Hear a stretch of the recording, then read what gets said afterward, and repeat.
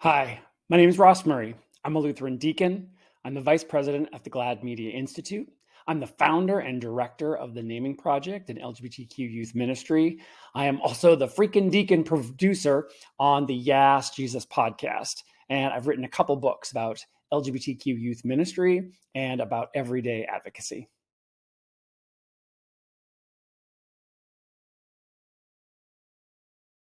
Growing up, I have always been very involved with church. It was a part of my family. It was a part of my life.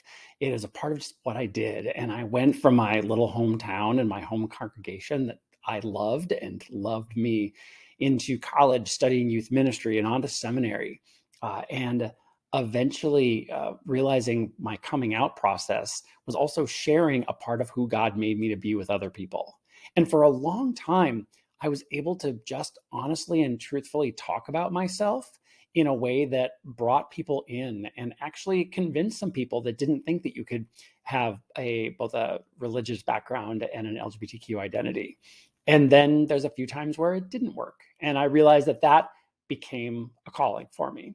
It's why today I do advocacy work on behalf of the LGBTQ community and do this work to bring a narrative that says you do not have to choose between being gay and God, being queer and God, your faith and your identity and who you are.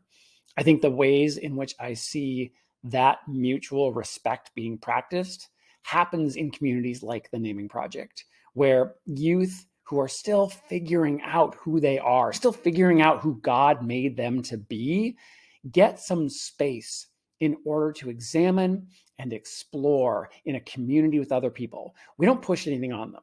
We don't tell them who they are. We don't tell them what they believe. We let them have some space and let them figure that out for themselves and do the work of discerning and praying and questioning and understanding what their faith is, what they believe, and how they're going to live out those values in this world. The other place where I see this respect happening in a really interesting way has been my work on the Yes Jesus podcast.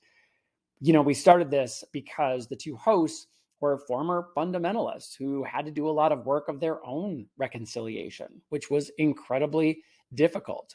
But they're comedians, they're media personalities.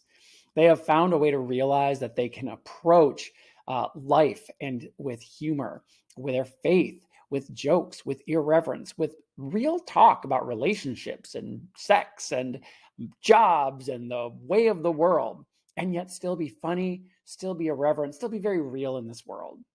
And we have built a community of people that probably were formerly told that they couldn't have respect for either their faith or their identity. And finding in that space that they can, and they can bring their whole selves, the parts that they are out and loud and proud about, and the parts that maybe they've been told to be ashamed of, and to bring that into that community with us. And so between Yes Jesus and the Naming Project, in two really different contexts, I see people doing that work of bringing themselves together, which is one of those ways that we build mutual respect.